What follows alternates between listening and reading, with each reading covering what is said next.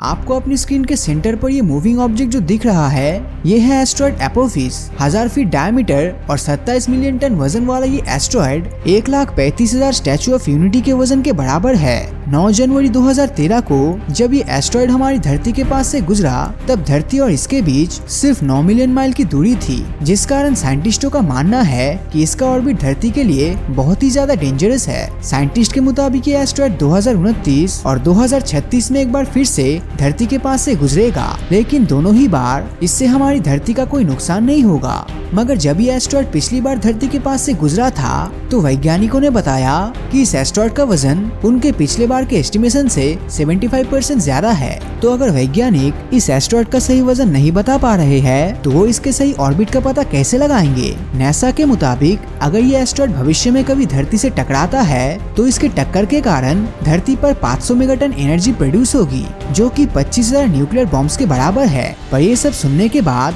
अब आपको घबराने की जरूरत नहीं है, क्योंकि वैज्ञानिकों के मुताबिक एपोफिस उन खतरों के सामने बहुत छोटा है जो सचमुच धरती के ऊपर मंडरा रहा है। 180 किलोमीटर डायमीटर वाला चिक्सलूप क्रेटर आज से 66 मिलियन साल पहले धरती से टकराया था। ये एस्ट्रॉयड धरती के लिए इतना खतरनाक था कि इसके कारण धरती पर मौजूद डायनासोर्स की सभी प्रजाति पूरी तरह से खत्म हो गई। इसी तरह का 500 किलोमीटर वाला एक और क्रेटर वेस्टर्न एंटार्क्टिका के विल्क्स लैंड में भी मौजूद है। ये क्रेटर भी चिक्सलूप की तरह स्पेस से आया एक 60 किलोमीटर डायमीटर वाले एस्ट्रॉयड के कारण बना था।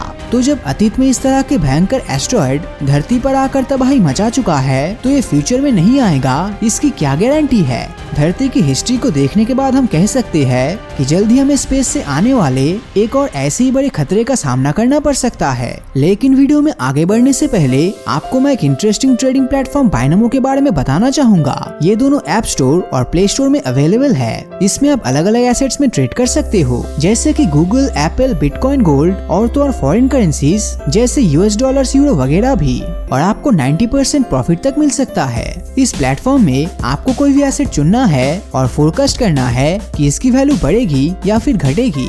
देखिए, मैं आपको एक एग्जांपल से समझाता हूँ। मैं एक 700 रुपीज का ट्रेड अप पे करता हूँ कि इस एसेट की वैल्यू बढ़ेगी और थोड़ा रुकते हैं। यस, मेरा फोरकास्ट सही निकला। अभी ये अमाउंट आप अपने बैंक अकाउंट या फिर पेटीएम में सिर्फ 24 घंटे के अंदर विड्रॉ कर सकते हो। इसका मिनिमम डिपॉजिट सिर्फ 350 रुपीज है। और हाँ, आप मेरा प्रोमो कोड यूज कर सकते हो, जिससे कि आपका डिपॉजिट डबल हो जाएगा। यानी कि जैसे ही आप 400 रुपीज का टॉप अप करोगे, तो आप 800 रुपीज पाओगे। तो डिस्क्रिप्शन लिंक से बाइनोमो डाउनलोड कीजिए और अपने डेमो अकाउंट में 65,000 रुपीज पाइए, जिससे अपने ट्रेडिंग एंड लर्निंग स्किल्स और स्ट्रेटेजी प्रैक्टिस कर सकते हो। जितना आपका एक्सपीरियंस होगा, उतनी ही आपकी ट्रेडिंग और अर्निंग की स्किल्स और पॉसिबिलिटीज बढ़ेगी। लेकिन हाँ फ्रेंड्स, ध्यान से ट्रेडिंग कीजिए, क्योंकि कोई भी ट्रेड में आपका कैपिटल रिस्क पे होता है। सो फ्रेंड्स, आज ही डिस्क्रिप्शन में दिए गए लिंक में जाकर बाइनोमो डाउनलोड कीजिए। Because I am a binomist and are you.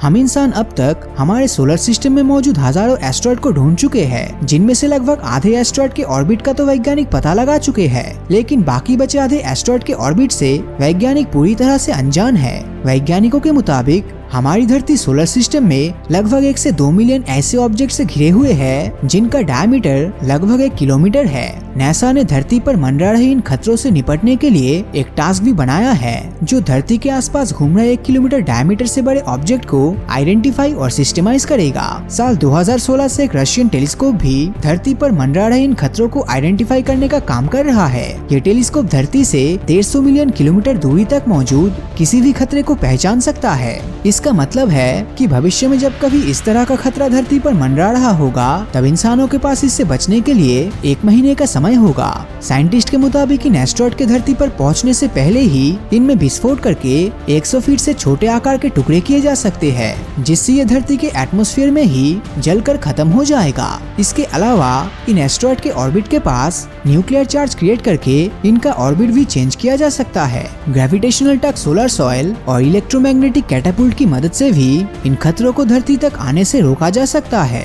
लेकिन ये सब तरीके सुनने में भले ही अच्छा लगे, पर हकीकत कुछ और ही है। इन सभी मेथड्स को वैज्ञानिक तभी यूज कर सकते हैं जब किसी एस्ट्रॉयड के धरती पर टकराने के 2 से 5 साल पहले ही इसके ऑर्बिट के बारे में पता लगा सके। अगर एस्ट्रॉयड साइज में बड़ा हुआ, तो साइंटिस्ट उसके ऑर्बिट के बारे में 5 साल पहले तक प्रेडिक्ट कर सकते हैं।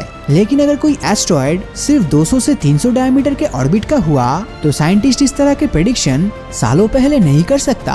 अगर कोई इतने छोटे आकार का एस्ट्रॉयड धरती पर टकराने वाला होगा तो हमें उसके बारे में सिर्फ हफ्ते पहले ही पता चल पाएगा। इतने कम समय में हम सिर्फ यही कर पाएंगे कि जितने हो सके उतने लोगों को पॉसिबल डेंजरस जगह से निकाल ले और साथ ही इमरजेंसी सर्विस को अलर्ट पर रख दे। साल 1908 में जब टुंगुस्का मीटियोराइट धरती से टकराया तब इसने अपनी टक्कर की जगह के आसपास मौजूद लगभग 2000 स्क्वायर किलोमीटर तक के एरिया में सब कुछ तबाह कर दिया। इस मीटियोराइट का डायमीटर सिर्फ 70 मीटर था, जो कि एपोफिस से 6 गुना कम है, लेकिन इसके बावजूद इसने बहुत ही ज्यादा तबाही मचाई। वैज्ञानिकों के मुताबिक टुंगुस्का ने अपने पीछे कोई क्रेटर भी नहीं छोड़ा था, मतलब धरती की सतह पर पहुंचने से 10 से 12 किलोमीटर पहले ही वो जलकर राख हो गया था। इस मीटियोराइट की धरती पर किसी भी तरह की टक्कर भी नहीं हुई, लेकिन बावजूद इसके इस मीटियोराइट के कारण धरती की सतह पर 20 मेगाटन की एनर्जी प्रोड्यूस हुई। उस समय हम लकी थे कि ये टक्कर कोई पॉपुलेटेड एरिया में नहीं हुई, लेकिन अगर हम आज की बात करें तो आज हम इंसान लगभग पूरी धरती पर फैल चुके हैं और धरती पर हर रोज पॉपुलेशन एक्सपेंड हो रहा है। इसीलिए अगली बार जब कभी भी इस तरह का कोई टक्कर होगा तब शायद हम इतने खुशनसीब नहीं होंगे कि हम किसी तरह की तबाही ना देखें। अब यहाँ पर ये सब सुनने के बाद आप ये बिल्कुल भी मत सोचिए कि ये एस्ट्रॉयड हमेशा हमारे लिए खतरनाक ही साबित होंगे। अगर हम ये सब वैज्ञानिकों की नजर से देखें तो हमें पता चलेगा कि हमारे सोलर सिस्टम में मौजूद ये एस्ट्रॉयड जितना हमारी धरती के करीब रहेंगे उतना ही हमारे लिए फायदा है। साइंटिस्ट पिछले कई समय से इन एस्ट्रॉयड की इंडस्ट्रियल डेवलपमेंट के लिए काम कर रहे हैं। वैज्ञानिकों के मुताबिक इन एस्ट्रॉयड की सरफेस पर अब तक कई सारे मिनरल्स खोजे जा चुके हैं, जिनमें आयरन, निकेल, कोबाल्ट, प्लेटिनम और टाइटेनियम मेन है।